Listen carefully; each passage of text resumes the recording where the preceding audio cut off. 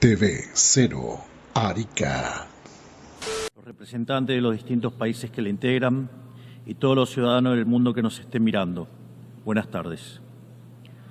Para aquellos que no lo saben, yo no soy político, soy un economista liberal libertario, que jamás tuvo la ambición de hacer política y que fue honrado con el cargo de presidente de la República Argentina frente al fracaso estrepitoso de más de un siglo de políticas colectivistas que destruyeron nuestro país. Este es mi primer discurso frente a la Asamblea General de las Naciones Unidas y quiero aprovechar para, con humildad, alertar a las distintas naciones del mundo sobre el camino que están transitando hace décadas y sobre el peligro que implica que esta organización fracase en cumplir su misión original. No vengo aquí a decirle al mundo lo que tiene que hacer. Vengo aquí a decirle al mundo, por un lado, lo que va a ocurrir si las Naciones Unidas continúan promoviendo las políticas colectivistas que vienen promoviendo bajo el mandato de la Agenda 2030 y, por el otro, cuáles son los valores que la nueva Argentina defiende. Quiero, sí, comenzar dando crédito cuando el crédito corresponde. La Organización de Naciones Unidas nace del horror de la guerra más cruenta de la historia global, con el objetivo principal de que nunca volviera a ocurrir. Para ello, la organización grabó en piedra sus principios fundamentales en la Declaración Universal de Derechos Humanos. Ahí se consignó un acuerdo básico en torno a una máxima, que todos los seres humanos nacen libres e iguales en dignidad y derechos. Bajo la tutela de esta organización y la adopción de estas ideas, durante los últimos 70 años la humanidad vivió en periodo de paz global más largo de la historia, que coincidió también con el periodo de mayor crecimiento económico de la historia. Se creó un foro internacional donde las naciones pudieran dirimir sus conflictos a través de la cooperación, en vez de recurrir instantáneamente a las armas, y se logró algo impensado: sentar de manera permanente a las 5 potencias más grandes del mundo en una misma mesa, cada una con el mismo poder de veto, a pesar de tener intereses totalmente contrapuestos. Todo esto no hizo que el flagelo de la guerra desapareciera, pero se logró por ahora que ningún conflicto escalara a proporciones mundiales. El resultado fue que pasamos de tener 2 guerras mundiales en menos de 40 años, que en conjunto se cobraron más de 120 millones de vidas, a tener 70 años consecutivos de relativa paz y estabilidad global, bajo el manto de un orden que permitió al mundo entero integrarse comercialmente, competir y prosperar. Porque donde entra el comercio no entran las balas, decía Bastiat. Porque el comercio garantiza la paz, la libertad garantiza el comercio y la igualdad ante la ley garantiza la libertad. Se cumplió, en definitiva, lo que consignó el profeta Isaías y se lee en el parque cruzando la calle. Dios juzgará entre las naciones y arbitrará por los muchos pueblos. Forjarán sus espadas en rejas de arado y sus lanzas en podadoras. Nación no tomará espada contra nación, nunca más conocerán la guerra. Esto es lo que ha ocurrido mayormente bajo la tutela de las Naciones Unidas en sus primeras décadas. Y por eso, desde esta perspectiva, estamos hablando de un éxito destacable en la historia de las naciones que no puede ser soslayado. Ahora bien, en algún momento, y como suele ocurrir con la mayoría de las estructuras burocráticas que los hombres creamos, esta organización dejó de velar por los principios esbozados en su declaración fundante y comenzó a mutar. Una organización que había sido pensada esencialmente como un escudo para proteger el reino de los hombres se transformó en un leviatán de múltiples tentáculos que pretende decidir no solo qué debe hacer cada Estado-nación, sino también cómo deben vivir todos los ciudadanos del mundo. Así es como pasamos de una organización que perseguía la paz a una organización que le impone una agenda ideológica a sus miembros sobre un sinfín de temas que hacen a la vida del hombre en sociedad. El modelo de Naciones Unidas, que había sido exitoso, cuyo origen podemos rastrear en las ideas del presidente Wilson, que hablaba de la sociedad de paz sin victoria y que se fundaba en la cooperación de los Estados-nación, ha sido abandonado. Ha sido reemplazado por un modelo de gobierno supranacional de burócratas internacionales, que pretenden imponerle a los ciudadanos del mundo un modo de vida determinado.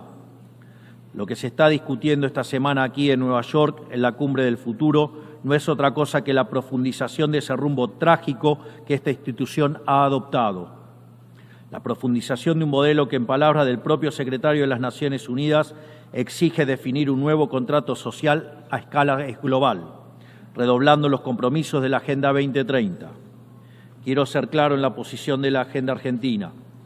La Agenda 2030, aunque bien intencionada en sus metas, no es otra cosa que un programa de gobierno supranacional de corte socialista, que pretende resolver los problemas de la modernidad con soluciones que atentan contra la soberanía de los Estados-nación y violentan el derecho a la vida, a la libertad y a la propiedad de las personas. Es una agenda que pretende solucionar la pobreza, la desigualdad y la discriminación con legislación que lo único que hace es profundizarla. Porque la historia del mundo demuestra que la única manera de garantizar la prosperidad es limitando el poder del monarca, garantizando la igualdad ante la ley y defendiendo el derecho a la vida, a la libertad y a la propiedad de los individuos.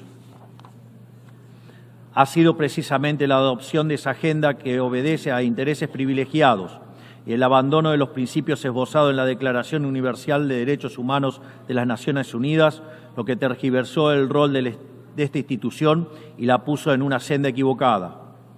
Así, hemos visto cómo una organización que nació para defender los derechos del hombre ha sido una de las principales propulsoras de la violación sistemática de la libertad, como por ejemplo con las cuarentenas a nivel global durante el año 2020 y que debería ser considerado un delito de lesa humanidad. En esta misma casa, que dice defender los derechos humanos, han permitido el ingreso al Consejo de Derechos Humanos a dictaduras sangrientas como la de Cuba y Venezuela sin el más mínimo reproche. En esta misma casa, que dice defender los derechos de las mujeres, permite el ingreso al Comité para la Eliminación de la Discriminación contra la Mujer a países que castigan a sus mujeres por mostrar la piel. En esta misma casa, sistemáticamente, se ha votado en contra del Estado de Israel, que es el único país de Medio Oriente que defiende la democracia liberal, mientras se ha demostrado en simultáneo una incapacidad total de responder al flagelo del terrorismo. En el plano económico, se han promovido políticas colectivistas que atentan contra el crecimiento económico, violentan los derechos de propiedad y entorpecen el proceso económico natural, llegando a impedirle a los países más postergados del mundo gozar libremente de sus propios recursos para salir adelante. Regulaciones y prohibiciones impulsadas precisamente por los países que se desarrollaron gracias a hacer lo mismo que hoy condenan.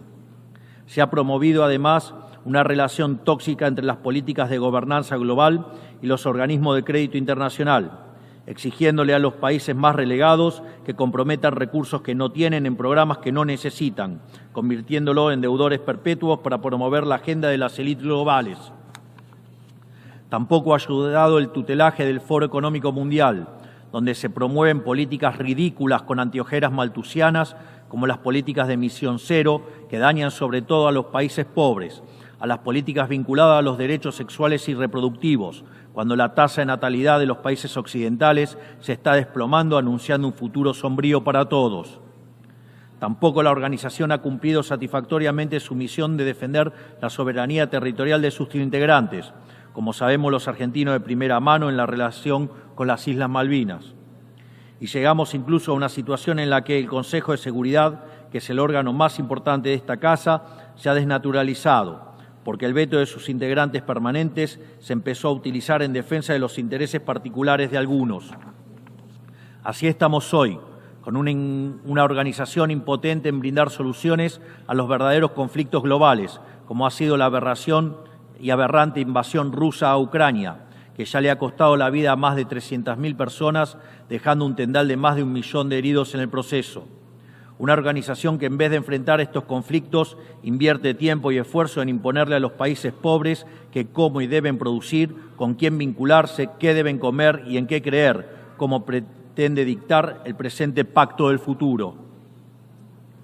Toda esta larga lista de errores y contradicciones no ha sido gratuita, sino que ha redundado en la pérdida de credibilidad de las Naciones Unidas ante los ciudadanos del mundo libre y en la desnaturalización de sus funciones. Por eso, quiero hacer una advertencia. Estamos ante un fin de ciclo.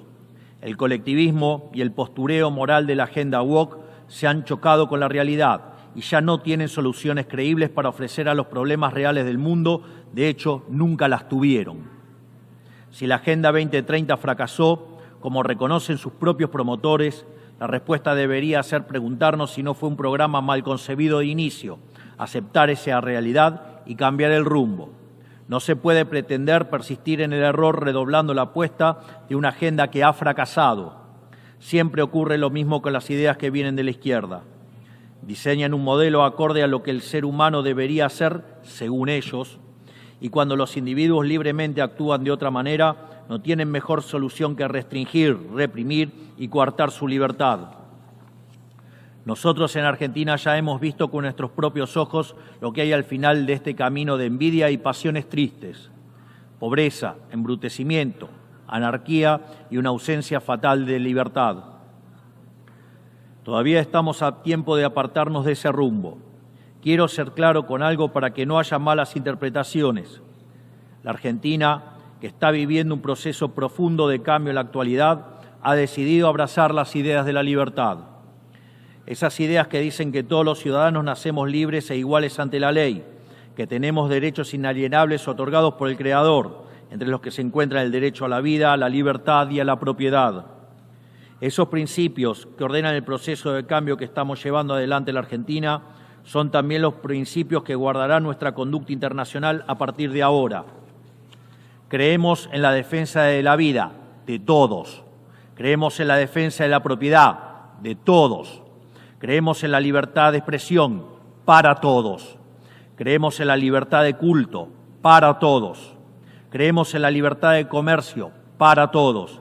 Y creemos en los gobiernos limitados, todos ellos. Y como en estos tiempos lo que sucede en un país impacta rápidamente en otros, creemos que todos los pueblos deben vivir libres de la tiranía y la opresión, ya sea que tome forma de opresión política, de esclavitud económica o de fanatismo religioso. Esa idea fundamental no debe quedarse en meras palabras, tiene que ser apoyada en los hechos, diplomáticamente, económicamente y materialmente, a través de la fuerza conjunta de todos los países que defendemos la libertad. Esta doctrina de la nueva Argentina no es más ni menos que la verdadera esencia de la Organización de las Naciones Unidas, es decir, la cooperación de naciones unidas en defensa de la libertad. Si las Naciones Unidas deciden retomar los principios que le dieron vida y volver a adaptar el rol para la que fue concebida, cuente con el apoyo inclaudicable de la Argentina en la lucha por la libertad. Sepa también que la Argentina no acompañará ninguna política que implique la restricción de las libertades individuales, del comercio ni la violación de los derechos naturales de los individuos. No importa quién la promueva ni cuánto consenso tenga esa institución. Por esta razón, queremos expresar oficialmente nuestro disenso sobre el Pacto del Futuro firmado el día domingo e invitamos a todas las naciones del mundo libre a que nos acompañen, no solo en el disenso de este pacto, sino en la creación de una nueva agenda para esta noble institución, la agenda de la libertad. A partir de este día, sepan que la República Argentina va a abandonar la posición de neutralidad histórica que nos caracterizó y va a estar a la vanguardia de la lucha en defensa de la libertad.